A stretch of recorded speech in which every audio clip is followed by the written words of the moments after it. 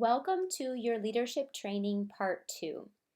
Last week we took a lot of time, a whole entire training, focusing on you thinking about what kind of leader you want to be and what kind of team you want to build. I believe first and foremost that you build what you focus on. You create the culture that you want to create. Otherwise, it's just going to create something that you might not want or you might not be want to be a part of. And so you have to be focused on all of those things. It was one of the best quotes I ever heard that a culture is going to develop in your team, and anybody that you associate with or surround yourself with. So if it's not done intentionally, then something that you might not be really happy with might end up being produced. So we want to be proactive. And I believe in building dreams. I believe in reaching beyond where you're at and imagining things that only you can dream of, but then you can really actually make happen. So I hopefully you dove right into part 1. I saw so many of your homework assignments and I'm really excited. There's a lot of you that are at a point where you're thinking to yourself, well, I don't have a lot of team members, but you're putting forth the effort. The biggest thing I can tell you is that all of us were at the same point you were at. And so all of us, anybody who's grown a team, it's important that you continue to work towards growing. You continue to bring new people in. And if you're proud of your team, and if you develop a team that is positive and growing and inspiring, people will want to join it. So that's why step 1 was so important. Now we're going to get into some serious nuts and bolts on building the team. Heart and soul and passion can really only take you so far. It's important. It's probably the number one most important thing why we start there. But now we have to take a whole lot of knowledge and wisdom and experience and tried and true business practices and put them into play. You you mirror that with passion and love and service, and you're going to have some magic sauce. So part 2, we're going to focus all about planning and creating systems. Developing systems in your team is very important because they all work together. Every system you has works with another system that you have to build the culture that you want, the community that you want, and the team that you desire. If you just do whatever feels right at the moment, I'm going to reward you sometimes, not others. If you just meet sometimes and not other months, do recognition and then don't for a while. Anyway, if you see what I'm saying, if you only run your team when you feel like it, then you're not going to really build a very solid team. So it's very important but that's normal for us. So don't, like, if that's what you've been doing or what you've been feeling, or you do things when you feel like it, or sometimes you're energized and sometimes you're not. That's normal. It's completely normal. Don't feel bad about that. That is normal. Especially the older we get, the less and less hormones that we're given to be able to control a lot of those emotions. So it's really important that you develop systems in your team, systems that you can just maintain. Obviously, developing them is going to be the key part of that, and constantly tweaking them. Rest assured, everything that I talk about builds off of each other. We're going to talk about, I think, 7 different parts of systems right now. And if you do 2 of them, that's great. But 2 is not enough to develop the team that you want. So it's really important. Like if you're trying to run a bike, you can't just have the pedals and the handlebar.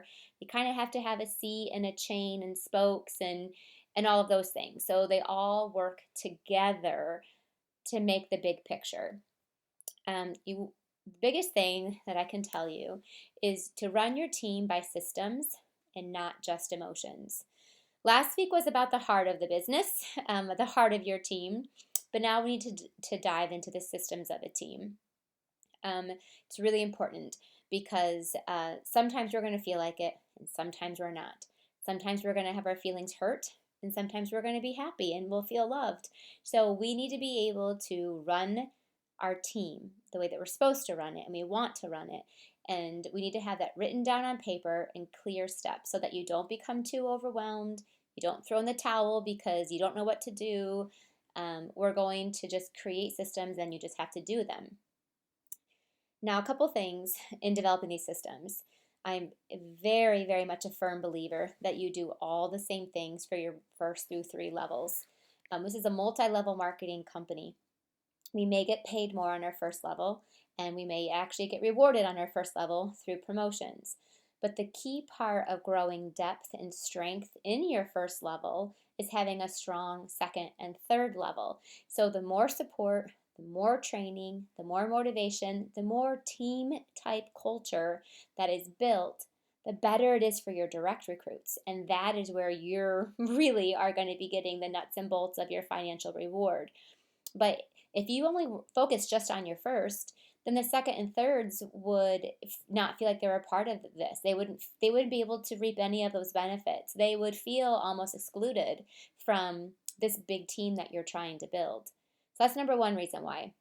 Number two, the reason why is I also truly know in my heart of hearts, and especially from experience, that someone who's your second level today or your third level today, a year from now might be your direct recruit because their direct recruit drops and then they don't roll up, they don't become your first level, but they get treated like a direct. So their promotions count for you and their direct sales count for you as a direct. So you will double your income off of them.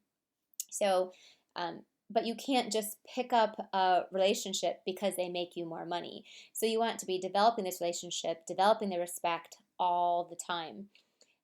In a perfect world, if we had a perfect system, every leader would train their direct leaders, and that's all you had to worry about. And then your direct leaders would train their direct leaders, and so on and so on. But there are so many holes and so many pockets and so many people who don't do any training, nor do they want to, nor does Stampin' Up! Tell them to, that you just need to treat all levels the same. The better your third and second level do, the better your directs will do, and then that means the better you will do. Number 3, we want to plug your systems into your calendar. I'm going to talk a lot about writing these down, creating creating a systems book so that you're going to actually write down exactly what these systems are going to look like. Maybe you already do some, so then you can write down and be completely clear. When you're clear about what your system is, then you don't stress so much about it. I don't stress so much about getting promotions in my team because I know my system develops promotions. Does that make sense? Like, I don't have to stress about when I recruit somebody that they're going to become qualified because I feel really comfortable with the system that I have in place that they will become qualified. So when we develop systems, we don't have to stress so much about everything, but we have to make sure our systems work and our systems give you production. So I'm going to talk a lot about putting it in your calendar, scheduling time for everything to make it work, and creating a systems book. The desire is to have a team in place so that someone joins, like I said, that they have the best chance to grow and prosper when they join your team. And you're not going to, you're going to know that when you get them involved with your team, that they are going to grow and that they are going to enjoy themselves and have fun and they're going to prosper.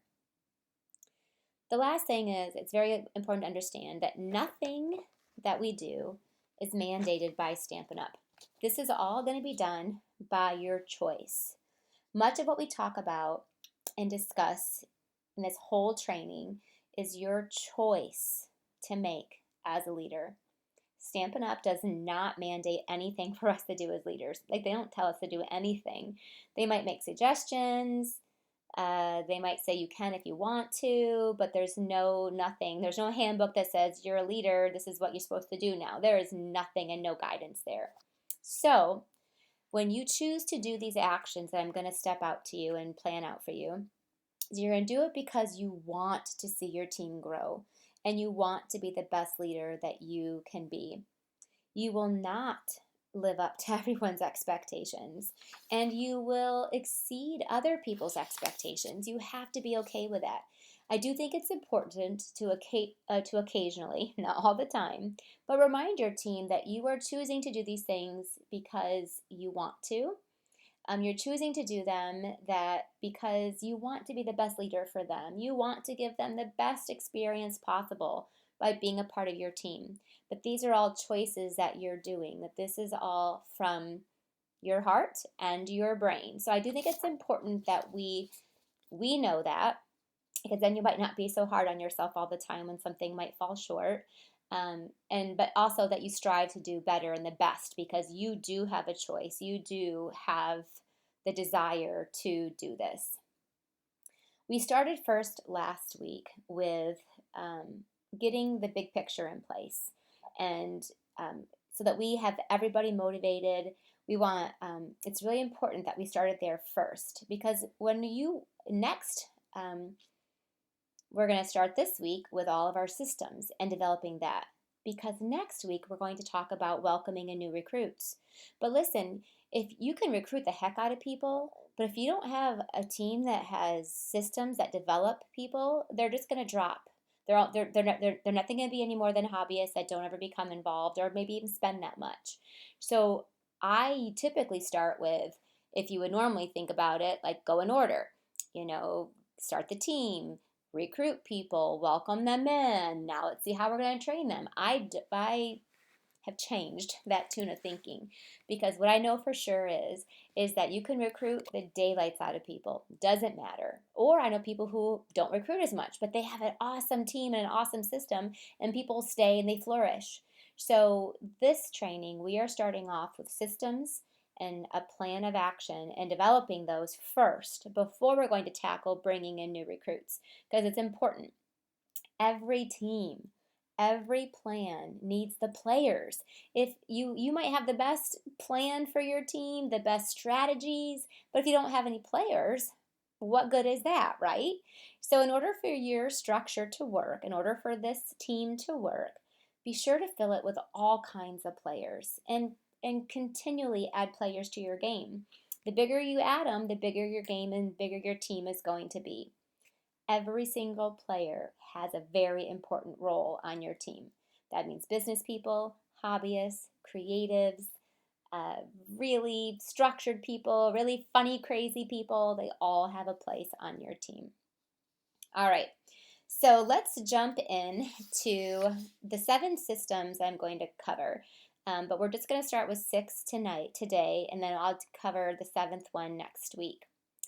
Systems that are written down are going to help you see the big picture and what needs to be done and when it needs to be done. If you did not write anything down after listening to this training, you are going to feel very overwhelmed, because you're going to think there's so much I need to do, I don't even know where to begin. So it's really important to me, and important for your success in this, to create a systems book. You might just take the first 7 pages, or you might make a page and skip 3 or 4 pages and then do another one. You can bookmark them if you want to, but where you are going to write down what your system is. And know that what your system is today is going to tweak and change as your team grows. My system today looks different than my system, 10 years ago, 5 years ago. I could actually do quite a bit more when my team was smaller. And so that's had to have been tweaked and changed. So things will always change as you go, and that's okay. So it's important to write it down. Eventually it'll become like a habit, and you'll never have to look at that book, or you probably will, just to refresh it every year. And where can you add in something to a system, or where it might need to come out. But this systems book is important so that you don't become overwhelmed. When it's written down, you just do it. So please get out this and create this book. So these are the areas of your team that are going to me, require systems. Again, if you don't create them, you're just going to be running around with your head cut off like a chicken and just doing whatever you can. You're going to be putting out fires. I don't want you to just be putting out fires. I want you creating fires. I want you creating a rip-roaring fire intentionally. And so that means you have to keep all the other fires under control. You can't keep them all huge. I'm saying? Like, you got to work on one at a time, but you got to be able to manage all of these different areas. And the best way to do it is if you can, because when you create a system, it kind of sometimes keeps itself going, even if you don't have 100% of its attention at the moment. So that's what's really important. So we want to follow the path. I'm going to give to you a clear path for all of these things. But I want you to also feel free to add some of you into it. You are the one who's going to make the magic work. You're putting your heart, your soul into something. But also don't take what I teach you and change it so much that you miss the big picture. You miss the point of it. So there's some cases where I see people will listen a little bit, but that doesn't really pertain to me, so I'm going to still do it my old way. And with that mentality, you're never going to be able to really be as great as you could be, because you're still hanging on to something that might just, you just can't seem to let go of. But I do want you to put you into everything that you do. So I'm not teaching you to be me. I'm going to share with you some experiences and some examples, but also feel free. Like we're going to talk about recognition and incentives. You know, you may do different recognition and incentives, and that's okay, as long as you stick to some very important rules about that. All right, we're going to cover communication. How do you communicate with your team? It's very important. Open communication is huge. People need to know they have a lifeline to you and other leaders and to the support system. What kind of gatherings do you hold, and how many should you hold? And should you be holding gatherings? We're going to be covering systems for recognition and reward, systems for challenges and motivation, systems for training, systems for inspiring sales. This is definitely kind of a newer module that I put into this training that I had 4 years ago, and I'm really excited about it because I want to really give you systems that will help your team sell more, again, without you having to constantly, we want a system that just naturally develops a team that sells and produces more. And so we're going to talk about that. And lastly, we're going to talk about welcoming new recruits, and we have a whole system for that. And so next week, I'm going to share with you two trainings. We're going to do a video on running a team meeting, just a real short video. I'm going to talk about it specifically, and then we're going to do our training on welcoming a new recruit, so a system to get new recruits into your team. So let's start off with communication. So your team needs to be able to have contact from you regularly. I didn't say all the time. I said regularly. They should always know how to find you. If they had to find you, can they jump on the Facebook group? Can they email you? Can they text you? They need to know that you are available to them. Again, remember, please don't forget all the things I said to you last week. Remember those things. You're available, not 24/7, but you are available. So these are some ways to communicate. I'm going to give you, I think, 3 different ways. If you're following along in the handbook, I didn't write all these things down. So you are going to write your own notes in, but they are here on the PowerPoint slide. The Facebook group is an awesome tool right now to be able to use for communication. Has been for probably the last 5 or 6 years, maybe longer, 8 years. And I don't know how long it'll last. I mean, Facebook, 6, 7, 8, 9 years ago, we used to have Yahoo groups. There's other things that have come and gone. So Facebook groups have definitely been around for a long time, and they seem to be going really strong. But just so you know, right now, in the year 2020, a Facebook group is a great way to communicate with a community and build a community on there. It's very social. Remember, Facebook is a social place. So is this where you do all your training? You could do some of it here, but probably not all of it. It's a social type of platform. So what kind of things do you share on your Facebook? First of all, Facebook is daily contact. That's what I love about it. You can pop in, pop out. People can look at it every day, or they can choose not to. So it's really important to have that daily contact. It can just be about sharing, again, company updates. It can be about sharing meeting reminders, follow up from the meeting, sharing the make and take, sharing all kinds of things. It can be sharing and reminding about the challenges, creative challenges, business challenges, quarterly challenges, celebrating. I love the Facebook group for celebrating.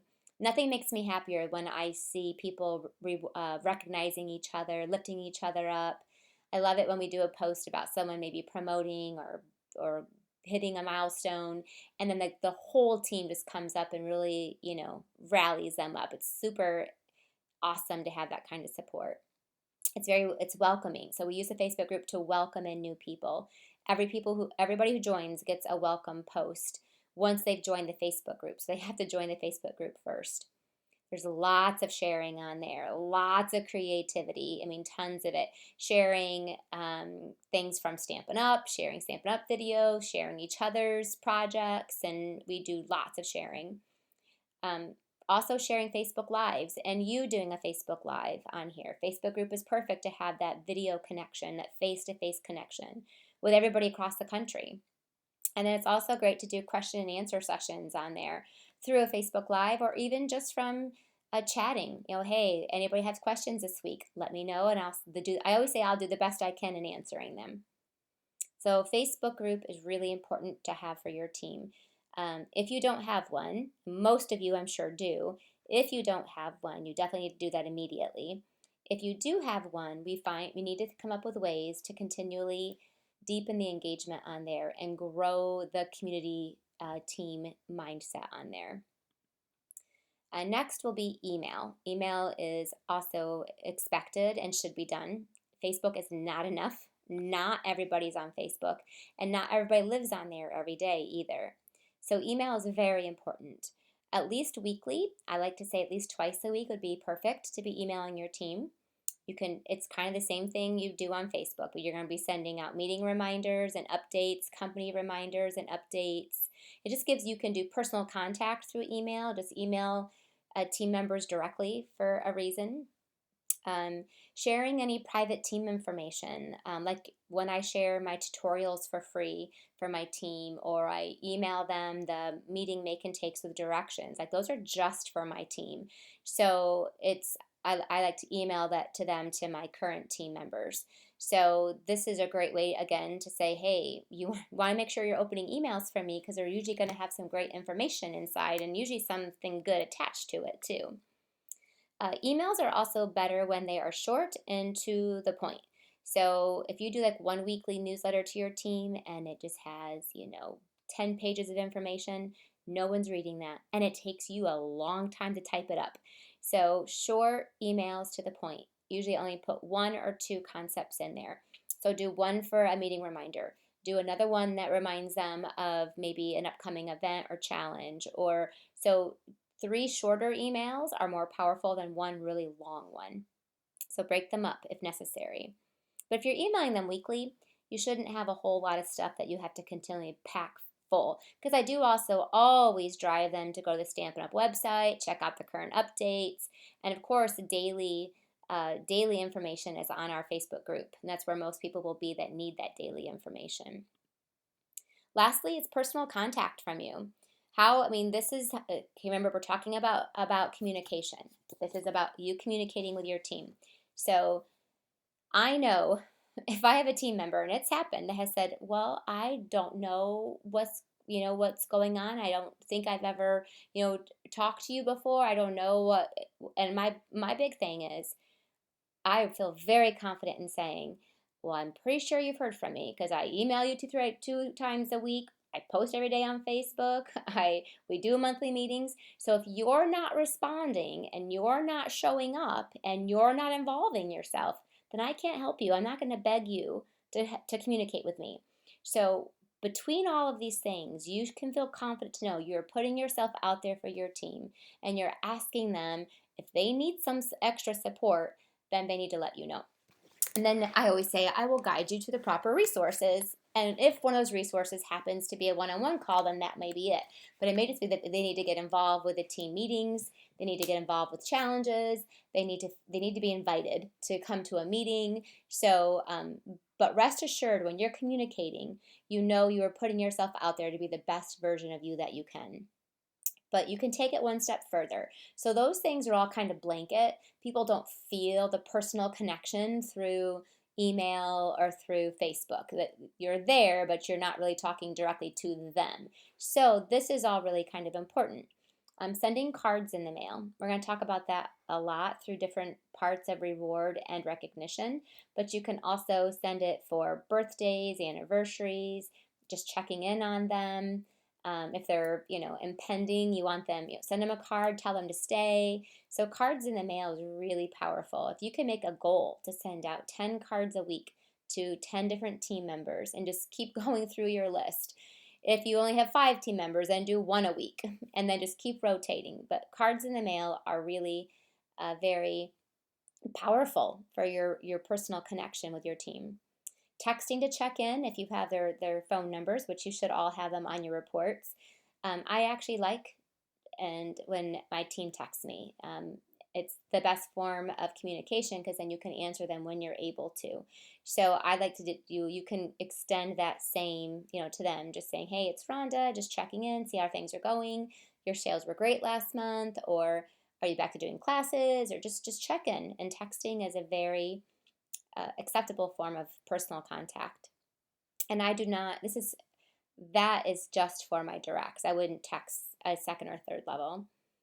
I like to send a lot of Facebook messages, and I do it almost every time I check my reports. I do check my reports all the time, and I will then, after my reports, I always have a list of people to contact afterwards, and I'll either text them if I have their cell phone number, or I usually just Facebook message them and say, hey, oh my gosh, I was looking at my report. Do you realize that you're only $200 away from promoting? And that is something I do every single month with team members. Um, and they're almost always my directs. Now, if it's a direct and she needs a second level to promote, I still work with my direct and say, hey, do you realize, so and so is only this far away? And I will ask her, do you want me to reach out to her too, just to give her some encouragement? Sometimes all they need is just encouragement. So Facebook messages, I think, are really good for that personal contact as well. One-on-one phone calls, super, super powerful, or do a one-on-one Zoom if you prefer to see the face-to-face as well. I actually prefer Zooms now, but you can do a phone call as well. I usually save one-on-one calls for my directs.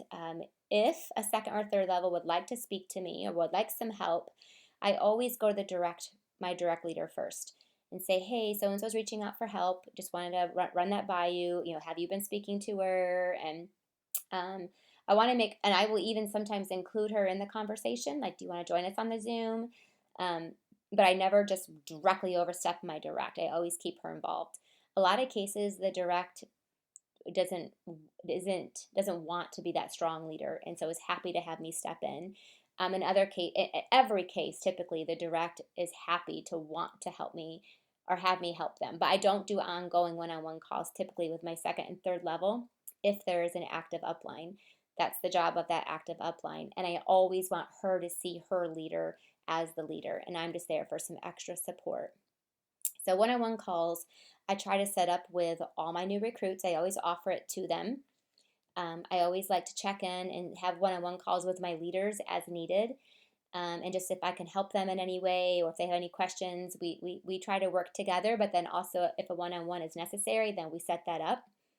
I really like to have one-on-one calls with anybody who is wanting to earn the incentive trip so we can make sure that their goal is set out and mapped out and planned out. And then sometimes we'll have follow-up calls throughout the year. Or anyone in my directs, again, these are for my directs mostly, but anyone wanting to earn any extra money or any income. Well, let's get this started. It might just be, let's schedule your first class. So these are the people I'm always offering one-on-ones to. And sometimes they take me up on it, sometimes they don't. But I'm always offering. Gatherings. Wow, that print is little. You guys need to get some of your bifocals on. Gatherings. So this is number 2. Systems for gatherings. Don't just meet when you're feeling like it. Okay, you got to have you could probably plan out your entire year if you wanted to for your team gatherings. Now your customer events might change a little bit, but your team gatherings should be very, very consistent. Your team needs to be able to count on you so that you can count on them to show up. And that means being very consistent with your gatherings. And these can be done both live and online. And doing both of them is best. So if you have a local group, meet live and then also do things online. So both is definitely best for sure. So what kind of gatherings? Number 1 is team meetings. These should be done at least monthly. I could probably talk the whole rest of the 45 minutes about team meetings, so I've decided I'm just going to do a separate little video on it, and I'll share it with you next week. I just don't want to, I want to stay with my flow of my training, and then we'll do a separate team meeting training, because I don't want to lose the rest of the content. Because team meetings are very important, and there's a lot of things that go into planning an effective team meeting. Not just having a team meeting is not enough. Just gathering together is not enough. Sometimes that just breeds mediocrity, just gathering for fun. We want to, and I'm not saying that's bad. If you look on here, I have things that are gathering for fun, but your monthly team meeting is not that. That needs to be structured, it needs to be effective, it needs to be full of recognition and motivation and fun and sharing and creativity. And it's there to foster growth in your team. It's not there just for fun and social gathering. So we're going to be covering effective team meetings. I'm going to talk about that, and I'm going to share with you an agenda for an effective team meeting. So this is where you gather. Your team meeting is an what's the word I'm thinking of? You have to do it. It's not, there's no variable here. There's no place in this entire industry or our lives where it's not okay to do a monthly team meeting if you want to grow. If you want to have a team, a monthly team meeting is imperative. So there's no ifs and buts about it. If you're scheduling and no one's showing up, then you better improve your team meeting so that people can't not want to come. That's up to you. And if people won't come, you keep doing it until people come, and then you are going to make them regret for never coming. And that's where you keep growing, you keep recruiting, and you keep developing something until it starts to click. So monthly team meetings, most important, where you gather together. Again, both live and online. Right now, at least in our area, it's all online. But as soon as we're able to, we've been doing live team meetings for 20 years. We'll get right back to it, I promise you. In 20 years, we've only canceled maybe one team meeting ever. They're that important. Number 2 is Facebook Lives. You guys can gather there. This can be where you can help answer questions, share fun information, but you can do a gathering with your team right on a Facebook Live. You could do it for training or just do it for fun. Both are great. And it's good for them to see your face, absolutely. Next are Zooms. You can gather, actually, you can do anything on a Zoom right now. You can gather for a team meeting on there. You can do leadership training. You could do a kit nights. You can do team retreat on there. You can do just about anything on a Zoom. So you can also just do your one-on-one trainings and one-on-one calls on Zoom as well. A shoebox swap. I love these in the system. So a shoebox swap does not replace a meeting. We do it in addition to a meeting. So typically we do these quarterly. We do them as a part of our team parties. We do them usually when there's a new catalog that comes out. So you can choose to do them once a quarter, twice a year, every other month. I know one of my really effective team leaders, Chris Colley, does them every month. She does a shoebox swap with her team. So you can never overmeet with your team. Never. So schedule away if your schedule allows you to do it. So basically a shoebox swap is where everybody comes together and brings their own swap card, and they bring all the supplies for everybody else already cut and ready to go to make that. So everyone stamps together really easy because everything's prepped, and they get to socialize.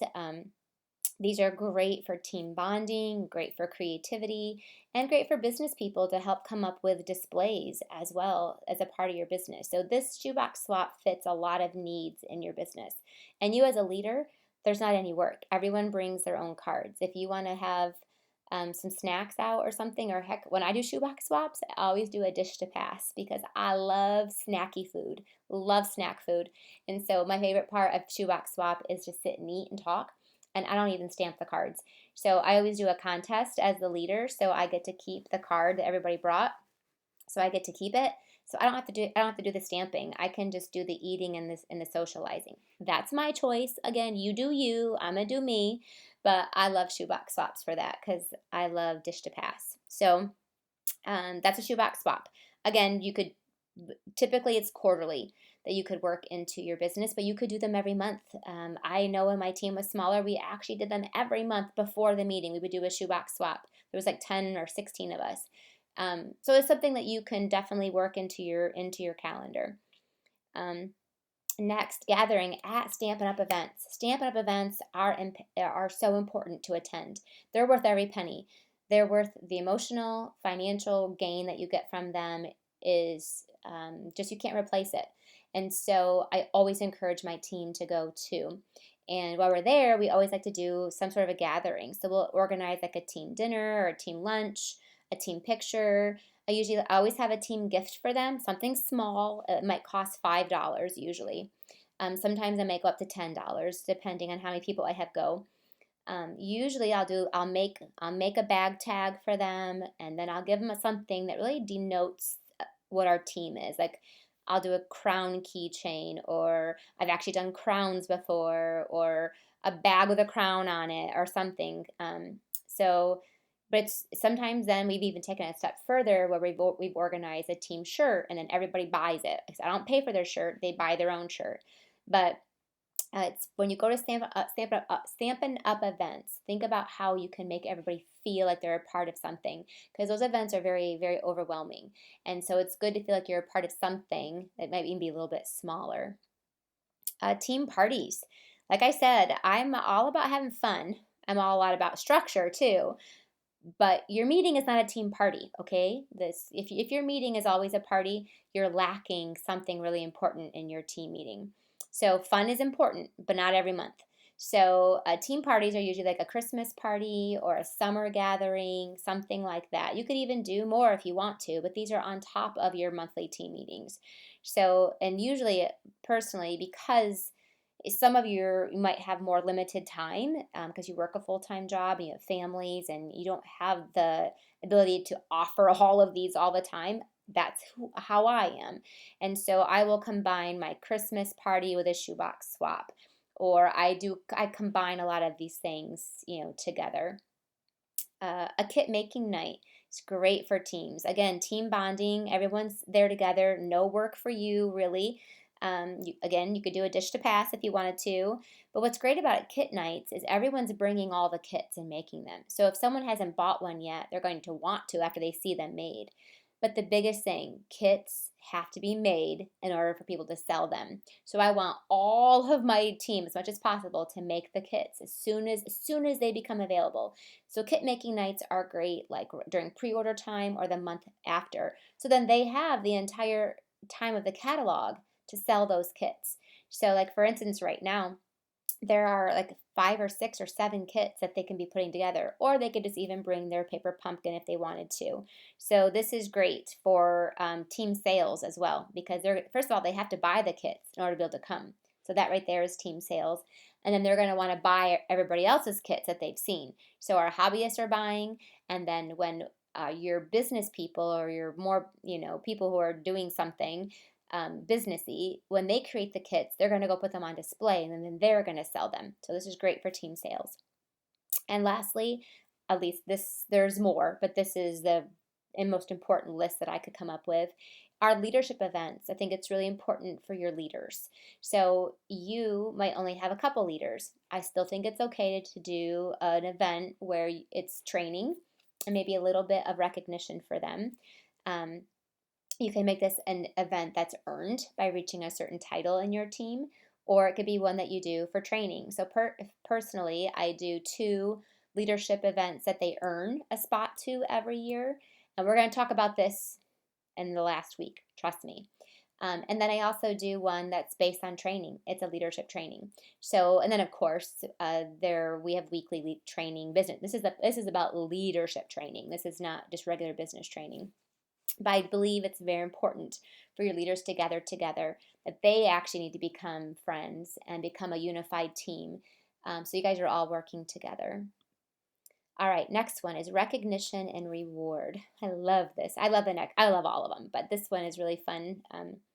Again, I think it's important to have this be a system. So number one, recognition and reward is about letting them know how much you appreciate them for a job well done. So this is not something that people they earn this, okay? This is not something that that it's expected to give away. This is you rewarding a job well done. Now I'm going to give you lots of different ways to do rewards and recognition. You do not have to do all of them. You can again pick and choose within your budget, and you can do most of these even very inexpensively. And we're going to go over a budget here in a little bit. Gosh, this print seems really small. I don't know about for you guys. Okay, so number one, when it comes to reward and recognition, Do not reward mediocrity. You need to have minimum requirements to earn rewards. The rewards is for a job well done. Because someone doesn't get a reward, it shouldn't hurt their feelings. Like if I don't get a reward for being, I don't know, being the person who did the most sit ups and I'm mad because I only did 10 and you had to do at least 50, do you think I'm going to pout because I didn't get a reward? No, I didn't do what needed to be done to be recognized. So I can either just sit back and be happy with my 10 sit ups, or I can work for the next couple months doing more and more and more sit ups until I get to 50. And then I earned that reward. So do not reward mediocrity. People will either step up to where they need to be, but if you reward them when they're down below, they're never going to move. They're going to stay right where they're at because they feel like this is where I'm supposed to be. This is where I get rewarded. This is where I get all the prize and the bells and the whistles. No, where do you want them to be? That is where you set the rewards and the recognition. Okay, so here's some examples where you would have systems that you give for recognition. So you reward the same things every month. This is, by the way, this is not incentives and challenges. Okay, this is something that they know. It's clear. If you do this, you get this. Okay, so these are rewards. These are not motivating challenges and incentives that they have to continually change as and earns. Okay, so this needs to be consistent. You need to show up with this reward for them to keep working and earning it. So these are some examples. Your top sales award. We are a sales-based business. You should be absolutely rewarding your top salespeople. Typically, you can reward them with a card in the mail, give them a shout out on the Facebook group, give them a gift at the meetings or in the mail, one or the other. Typically, I reward my top 10, but it depends on your team size. So you may only reward your top 3. You may only reward your top 5. It depends on how many people really are earning the spot. So typically, it's a minimum of $500 before you even get recognized being in top sales. So if you have a group and no one is selling above 500, I would still announce, okay, we're going to recognize our top sales earners. You would have to sell at least 500 or buy 500 in order to be recognized. If you repeat that every month, I'm going to promise you someone's going to reach that. And if they don't, you better keep recruiting people till somebody reaches that.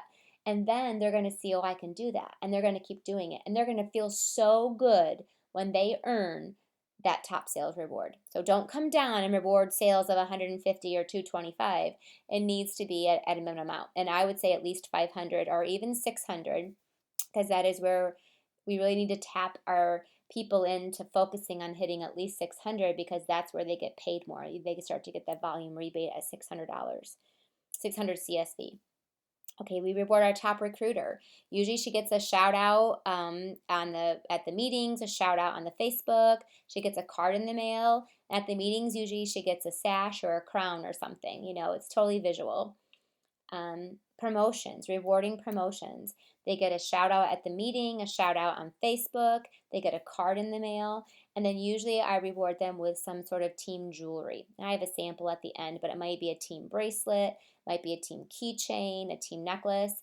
These are usually $5 or less. So I'm not buying them a Brighton $50 necklace. It is usually a keychain or a charm, or they can add more charms as they promote. So with the system that I am showing you, you are rewarding them for promoting. The motivation and incentives will be in the next section. So this is not all they're getting. Most likely they will have earned some sort of incentive as they promoted. But this is what happens. This is the system. So I know every month, everybody who promoted is getting a card in the mail, a shout out on the Facebook group, and then they giving them their piece of jewelry. And this is for bronze elite or above, typically. Rewarding for consistent sales, a gift or a card in the mail. So for instance, I do $1,000 club. So if they sell over $1,000 in a month, they know what they're going to get from me in the mail. Well, they don't know, it's a prize, it's a present, but they get a card and a present. If your group is smaller and you don't have anybody who is hitting $1,000, you could do a $600 club because that's where they're starting to really start to reap more of a financial benefit. They're going to be getting a paycheck from Stampin' Up! Into their bank account. So that though would not be a full embellishment. You probably would do like just 2 yards of a ribbon or a half a pack of something, but you would not, typically you would split that in half. We do a monthly drawing every month, and so everybody can earn spots into this, even hobbyists.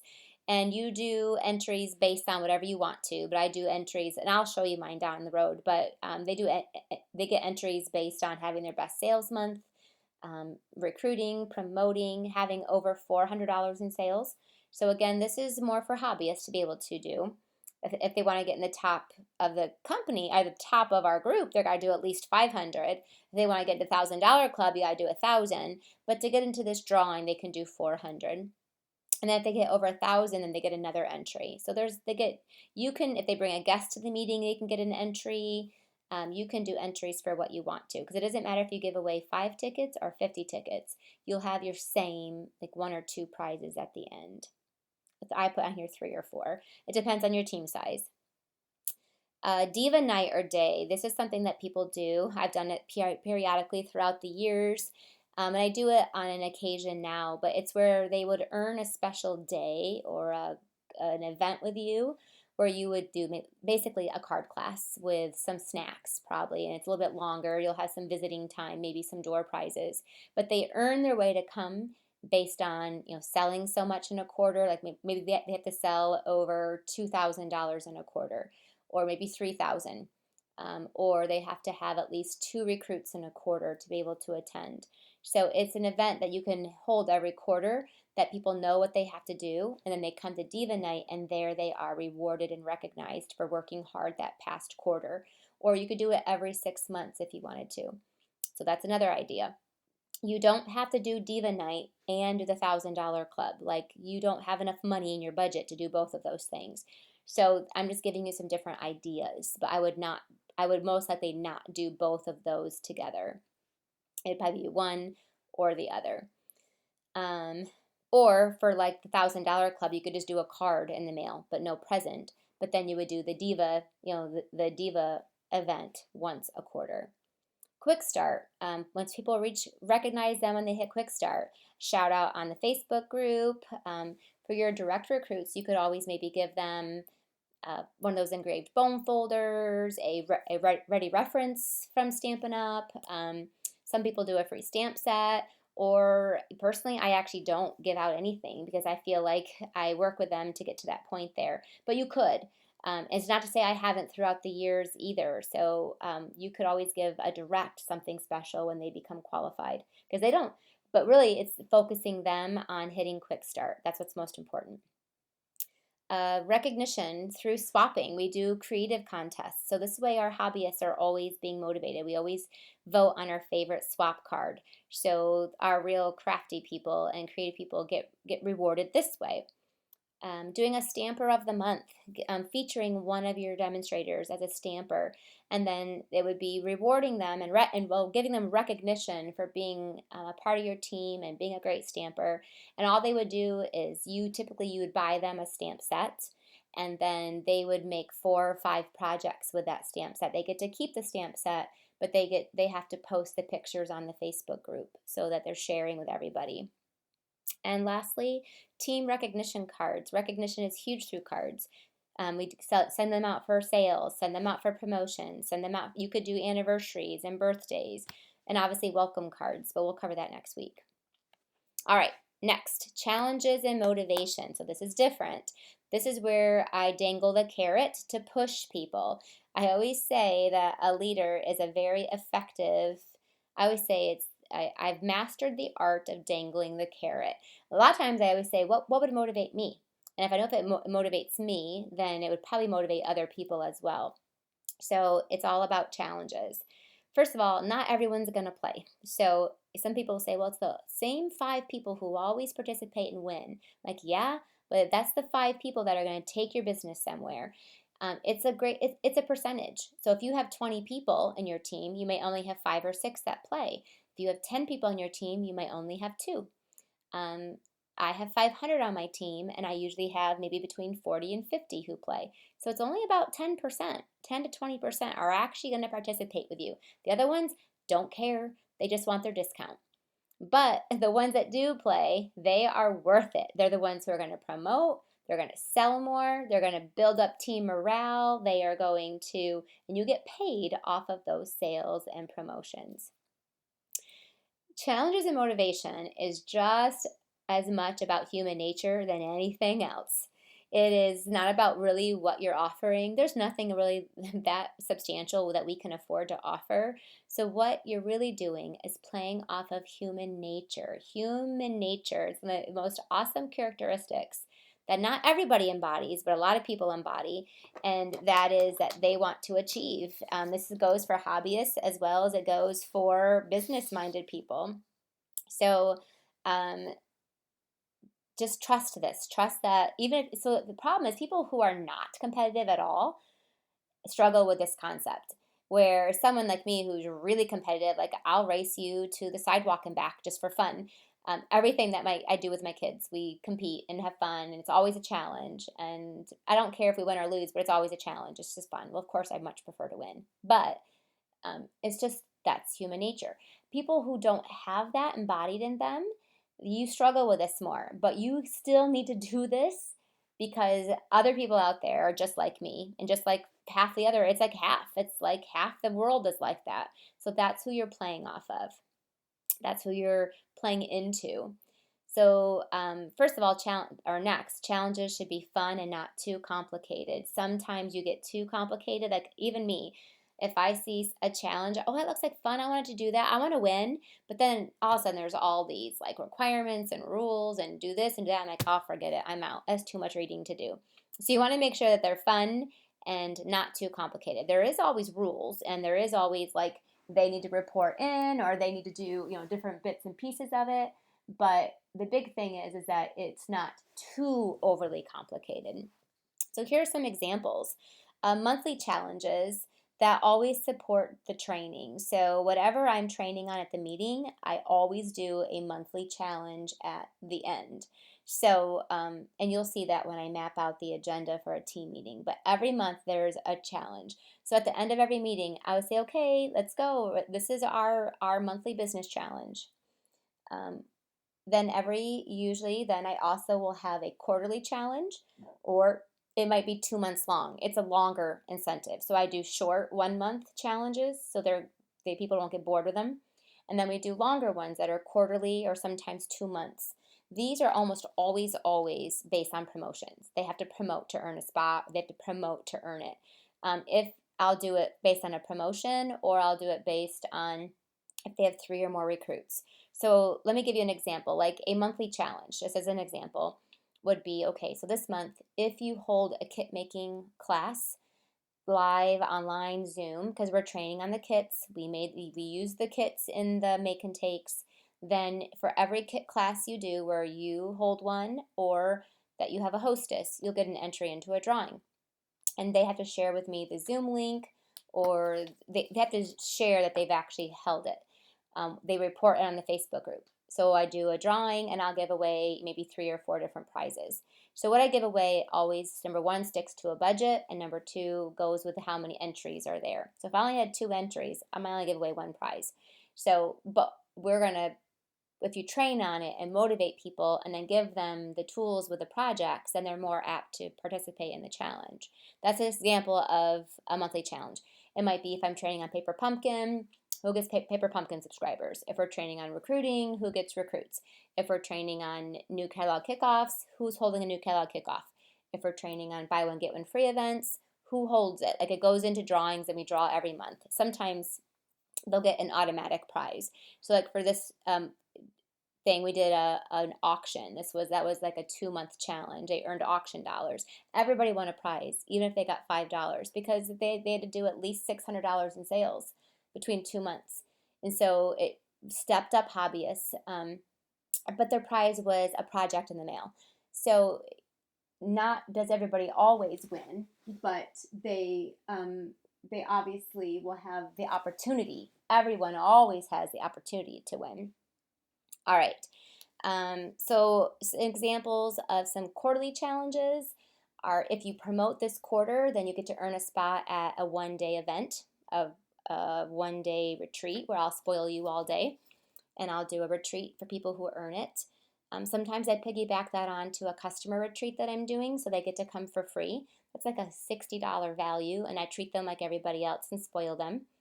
Or if you promote during this quarter or have 3 or more recruits, then you get to earn a special bingo night, and I'll do bingo and give away lots of prizes.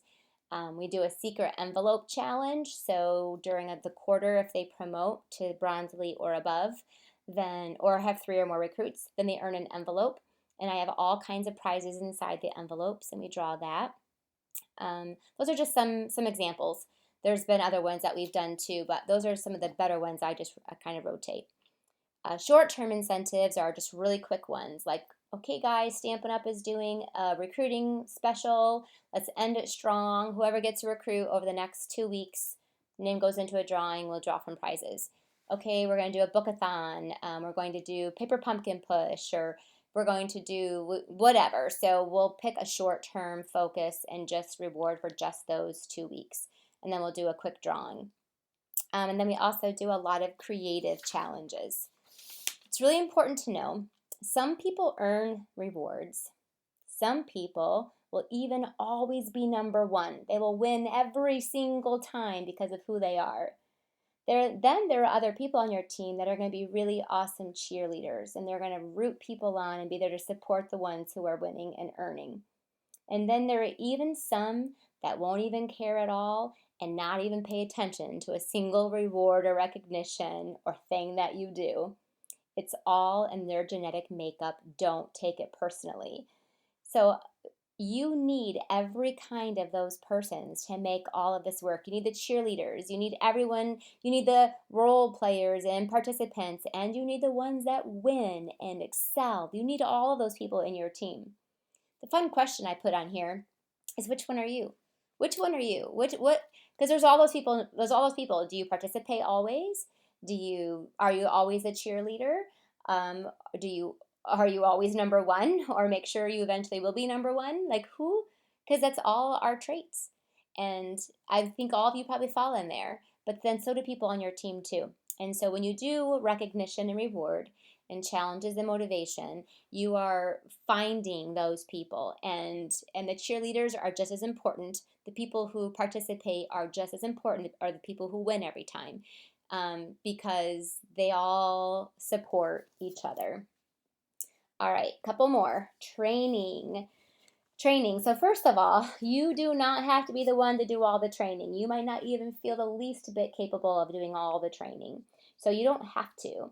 Even if you're a brand new leader and you've just been with Stampin' Up a short time, or you're just learning yourself, then just bring your team along with you. It's okay to have you guys all learn things together.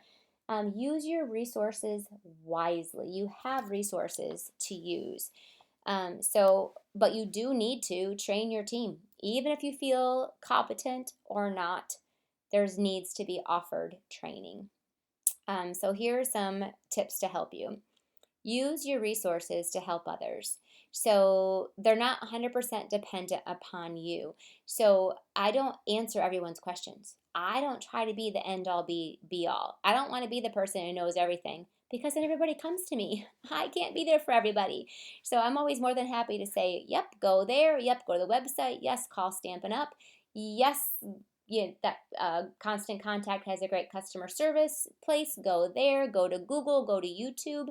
I will help in my systems, and I will help in all the training and videos that I give.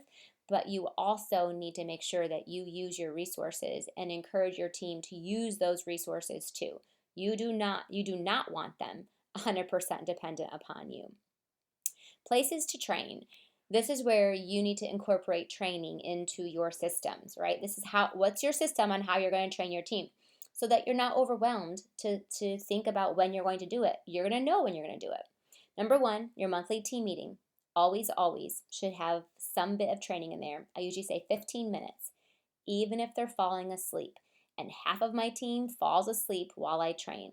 But there's a couple out there whose eyes are twinkling, and that's who I'm focusing on. Number two, during a weekly Facebook Live, you could do a team time every week with your team to be able to just answer a question and answer. They can post the questions ahead of time. They can post right there. Usually, you could even give a topic that you are going to want to cover, and then they could ask questions on there. And if no one's asking questions, then make up some that some person asked. And so, because you never know, some people are just scared and afraid to ask, but they love to listen. So make sure you're coming up with some questions. Number three, share all of Stampin' Up's resources that they have. There's Stampin' University, their events, there are webinars on there. They have way more resources now than they ever had. They had all this modules for doing online businesses and virtual parties. And there's a new thing called the sales cycle that's coming out. I put it on here. I don't know what it is, but regardless, whatever Stampin' Up gives us, use. It's free. So it could only help them connect themselves with Stampin' Up and you. So getting training from Stampin' Up is always going to be typically an okay thing. Um, Refer them to the Creating Success training program. And I'm not telling you that to plug my program. I'm actually really not, because our program's incredible. I'm telling you that because if you have somebody who wants to earn the incentive trip, or maybe wants more than you think you're able to give, this is a place that you can have them go to, and they're going to get that level of support. It takes a lot of responsibility off of you as a leader if you don't feel comfortable teaching and training it and motivating it. Last year alone, we had 175 people earn the incentive trip just in our awesome program. But it is a place that helps foster and teach that. So that is an option for you if you have somebody in your team who needs more training than you're able and willing to give. That's just an option. Next is get guest speakers. I love guest speakers. This is imperative for your team broadening and growing. They can't just hear from you. I don't care how amazing you are. You guys might think that I'm a pretty awesome trainer, but guess what? My team needs to hear from other people than me. When I do training, I always partner with guest speakers. Always. Every online convention I do, every leadership training I do. At my monthly, in my monthly trainings and weekly trainings, about once a month, I bring in a guest speaker. So they'll be motivated by other people more than they're motivated by you. Don't let that hurt your feelings. It's the same reason why kids listen better to another mother than they listen to you. It's just human nature. So get guest speakers, and then just swap services. So, I'll do a meeting for somebody and then they'll do one for me. I'll do a video for somebody, they'll do a video for me. So we just swap services back and forth. And literally, I've been doing this for 19 years. I will go travel to a meeting and do a meeting for somebody, and they'll come travel to me. I'll pay my way, you pay your way. I've done over hundreds of other demonstrators meetings, and I've had hundreds of other demonstrators teach and motivate my team. It's all I care about, and not my ego, but making my team learn more, be more inspired. And it might not even be me. I have had my team, and I'm sure you have too, said, "Oh my gosh, what she said was so motivating to me." And I'm like, and I know, I've said those things to you too, but guess what? We say them over and over again. They don't hear us because they're too much. They're too close to us. So it's better for them to, you never know who's going to motivate somebody. So it's so much better to let other people be there as a part of it. Stamping training. So you can share your Facebook Lives on your group, share Stampin' Up videos, but we want people to buy and spend, even our hobbyists, so we have to really keep them motivated with spending and buying. And then lastly, training, one-on-one direct member team training. Again, second or third level as needed with the direct leader involved if she wants to be. But typically, training I will do one-on-one with my upcoming leaders, trying to, again, they have to be working to have me invest that time. If they're not if they're not coming to team meetings and they're not listening to the training, I'm not going to meet with them one-on-one.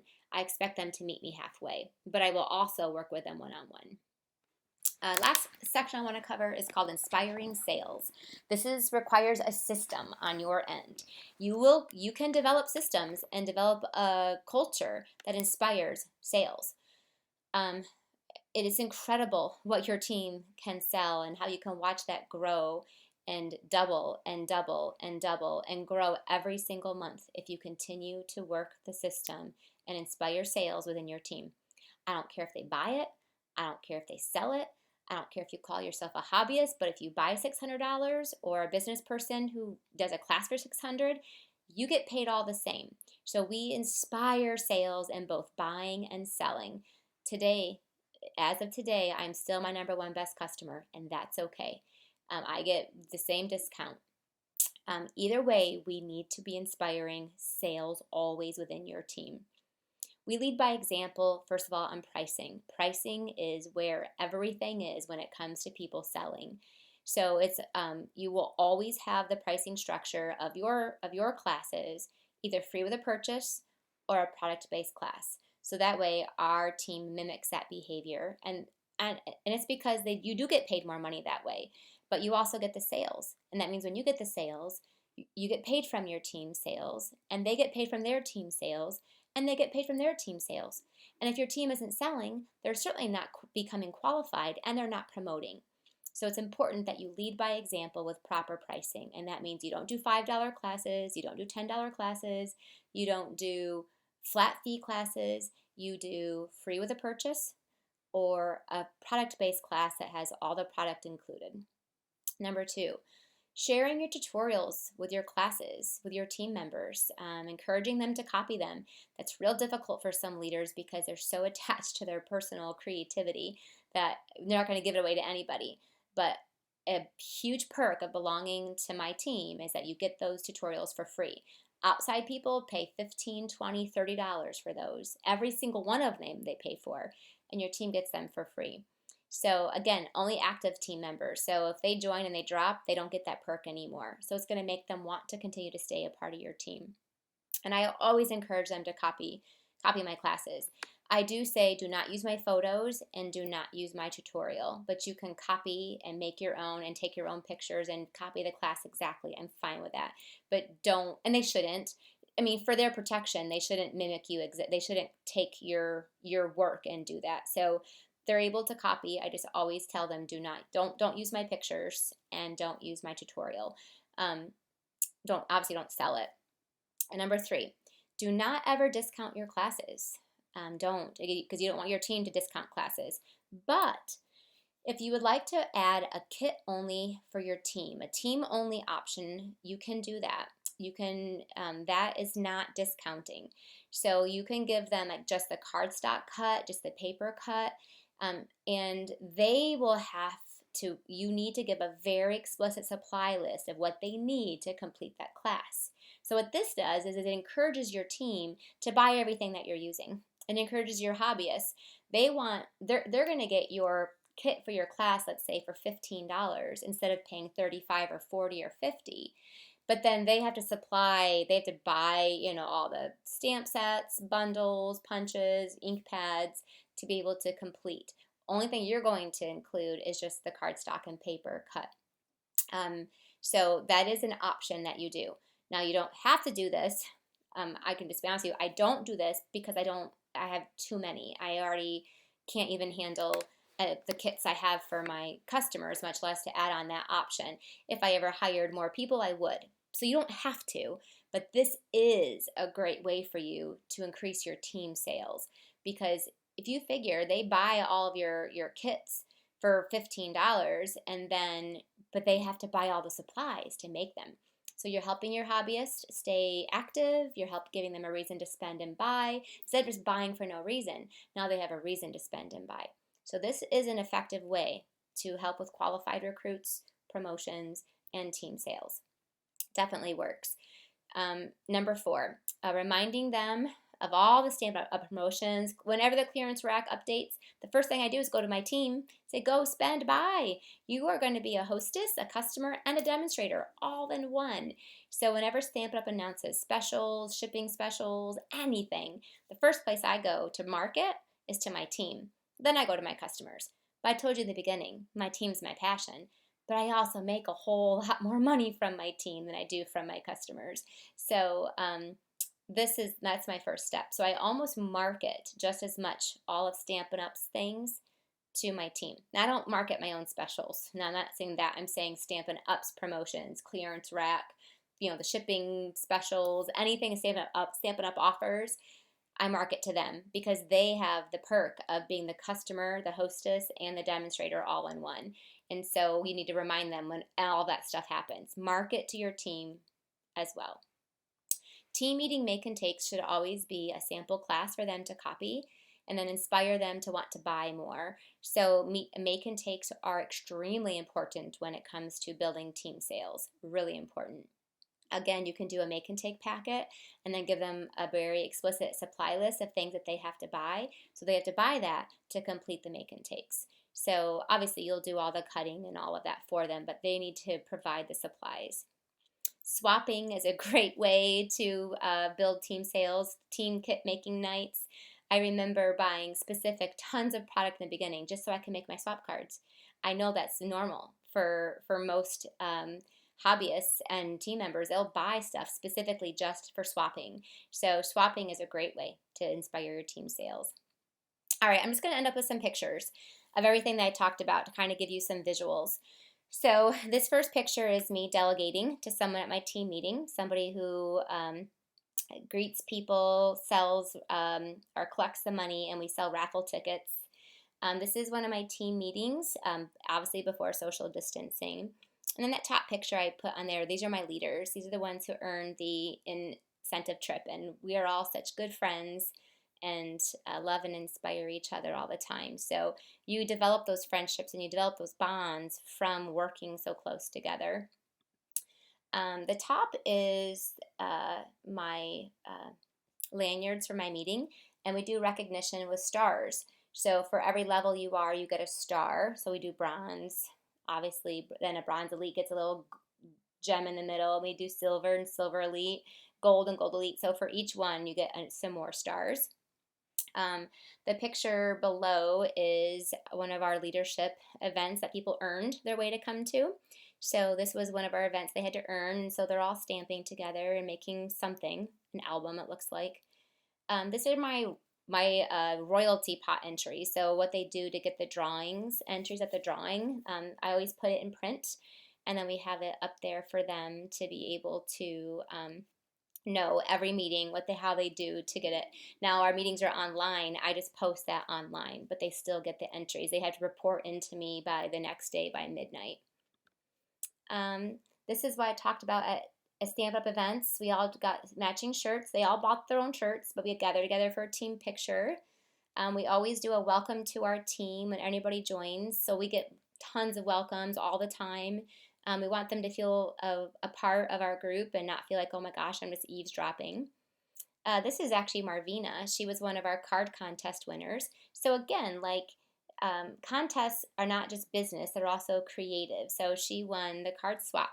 So swapping and card contests are also competitive, but also are there for everyone. A few words of advice. So, oh, and by the way, this is my keychain that I'm using for now. I bought up a bunch, and so when those run out, I'll have to switch them. Someone asked me I know you were going to ask me where I got these from. They're no longer carrying them, so I'm not going to share that company, but you can just do some research to try to find some. The company that I've used is right now are out of all their keychains. So a few words of advice as we leave. Remember, don't compare yourself to everything.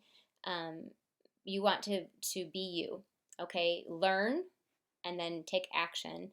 Don't compare and feel bad. See where you can always improve and make yourself better and your team better. A team's respect and production does not need to be bought. You don't need to buy and give everything away to have your team produce.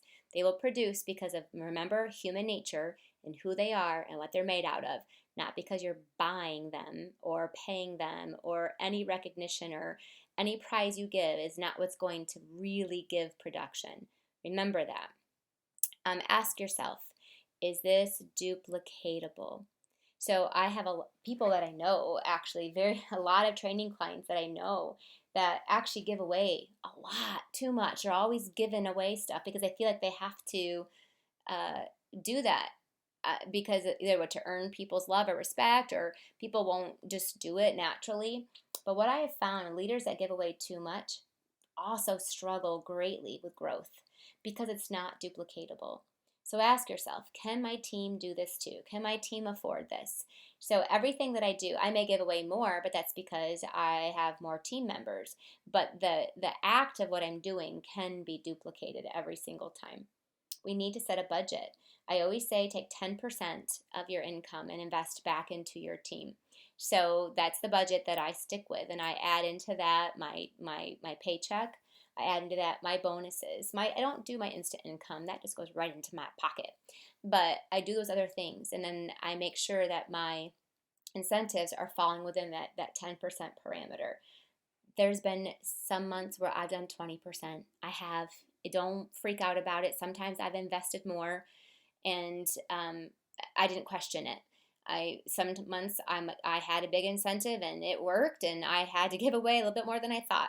But that's not the norm. But it did happen many times throughout my last 20 years where I might have had to invest a little bit more, but I got a lot more production out of them too. So if you're penny pinching too much, then you won't see growth. If you're giving away too much, you won't see growth.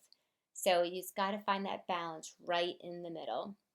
Systems are dependable. So it's key that you are becoming consistent and dependable because of these systems. These systems are going to help you achieve that. So stick with everything for at least 6 months or to a year. Remember, I told you at the beginning, it takes sometimes a year to see true results from all these things come into place. But feel free to change things up after a year, after 6 months. You don't want them to ever become expected. If somebody ever expected the recognition or expected me to give away things, they don't. But if they ever did, then I would change it up. It's something you do because, again, you choose to, not because you have to. And I do periodically, not all the time, but periodically make sure that you remind that this is what you're doing because you want to, and you do value them, and because you want to be the best leader for them that you can be. But I always do change up my incentives. Once a year, I always reevaluate what to keep and what to change. Everyone Okay, so you're never locked into anything, but you always need to give everything at least that year to see the results. Each year, I always tweak and change my plan. So keep that in mind. If something's not working, you can always change it.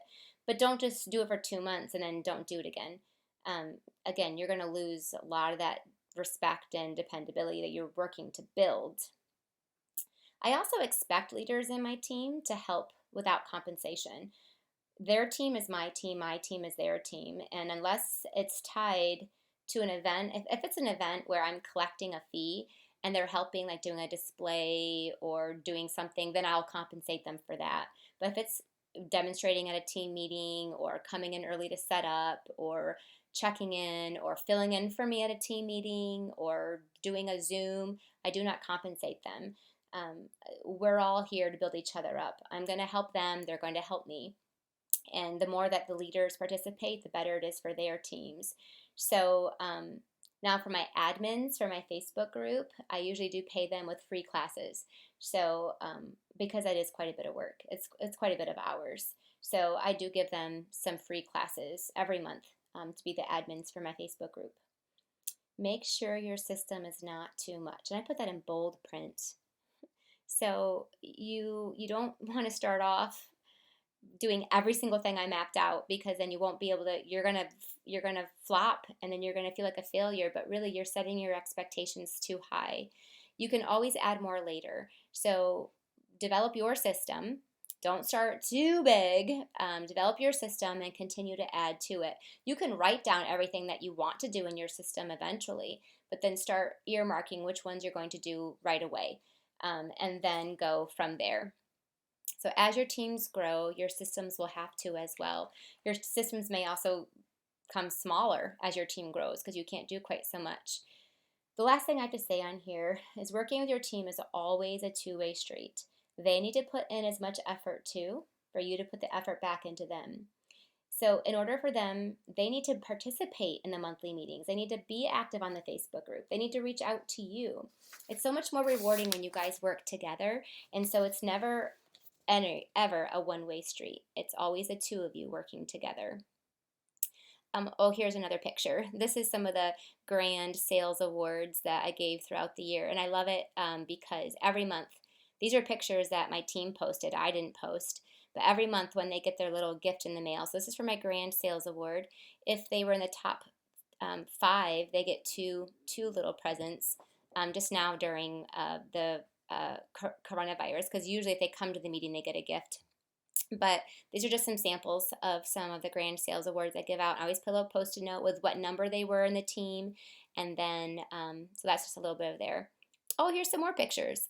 This is a graphic we do. We do a freebie Friday. So every Friday, people post tons of things they're working on. I draw. If you want interaction on your group, sometimes you have to bribe them with it. So we do a freebie Friday. This is a setup of when I've done my team meetings. I have a Zoom. So I have one for my hands, a mount for my hands, and then I have my laptop there too. So I have two devices going at once. And then I have a light, obviously, too. And then this is, again, another post from one of my team members, actually Don Stock. I do a leadership training with my leaders twice a year, actually, and then I always buy them a gift for being a part of it. So this was the card I sent them, not just her, but everybody who was a part of our mastermind group, I call it. Then they get to get that as a gift. There you go. So I threw some more pictures in there. Okay, your homework is to write down your systems for each category. So get your systems book. That's really what I want you to do. And obviously just start implementing them one at a time. So you need to write down your systems for your gatherings, your communication. Write it down and plug in when are you going to do it? When are you going to accomplish those? If you're going to put down, I'm going to email my team, when are you going to email them? If you're going to put on there that you're going to do a team meeting, when are you going to do it? When are you going to do your challenges? When are you going to do your trainings? When are you going to do your Facebook Live? So you see, I don't want you to get overwhelmed. Break it down to your 6 sections. We'll do your 7th section next week because we'll have some call to actions for there too. But then write them all down and then list when you're going to do them. A lot of those things I just do at the monthly meeting. So the monthly meeting will take up a lot of that stuff. But then you will have other things to do as well. So get your systems book out, create one, and start writing down what your systems are. If you're getting overwhelmed, or I say if something always falls through the crack, then find where you need help and delegate where necessary. So I think I will spend some time, maybe next week or the week after, all those systems that I pointed out. I personally have gotten help in through the years as my team has grown. So I might have done them all myself in the beginning, but that I couldn't do that for so long. Things kept falling through the cracks and not getting done. And it's important. I can't just not let it get done. So you need to get help and delegate where necessary. And lastly, figure out your monthly budget. If you don't have a budget, you're going to overspend or not spend enough. So sometimes you have to get creative. A lot of the things I showed you were sending cards in the mail. I use host rewards, half price items. I will do like cut extra of my classes or card classes. I do a lot of that to find ways to reward and recognize my team that might not cost me as much. All right, thanks for being here. Lots of information again. Good luck putting into practice, and I look forward to seeing you report your homework on the Facebook group. And we'll have a whole nother week of training next week. Bye-bye.